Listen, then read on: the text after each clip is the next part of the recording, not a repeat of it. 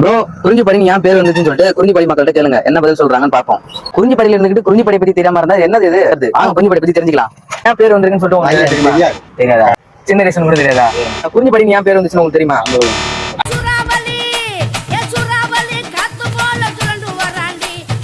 குறிஞ்சிப்படி ஏன் பேர் வந்துச்சுன்னு உங்களுக்கு ஏதாவது தெரியுமா? குறிஞ்சிப்படி ஏன் பேர் வந்து கேக்குறீங்களா? குறிஞ்சிப்படி ஏன் பேர் வச்சாங்க, எப்படி வந்துச்சு? ஏன் நம்ம பல ஊருக்கு போறோம், பல அந்தந்த ஊருக்கு பேர் தான் வைக்கிறாங்க. அதே மாதிரி நம்ம குறிஞ்சிப்படி நம்ம பேர் வச்சோம். அடைப்பெயர்னு சொல்லுவாங்களா, அடைமொழின்னு, அது மாதிரி குறிஞ்சிப்படிக்கு ஏதோ பேர் இருந்திருக்கலாம். அதனால எதுக்கு குறிஞ்சிப்படி அப்படின்னு வச்சாங்க?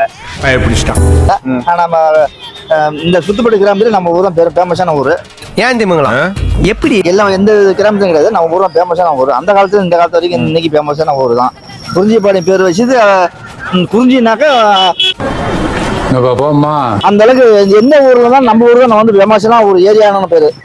எல்லா ஊர்ல இருந்து வந்தாங்கன்னா நம்ம ஊர் தான் தங்குற இடம், தங்குற வசதி எல்லாம் உண்டு. ஆனா குறிஞ்சிப்பள்ளியில போனா போச்சிக்கலாம் அப்படின்னு எங்களுடைய இடத்துல இருந்து வந்து நம்ம ஊர் தான் போச்சாங்க. எல்லாம் சாப்பிடுறது மற்ற ஊர்ல நம்ம ஊர் தான் வந்து ஃபேமஸான ஏரியா. அது குறிஞ்சிப்படினாக்கா போனா குறிஞ்சி இல்லைன்னா குறிஞ்சினாக்கா என்னன்னாக்கா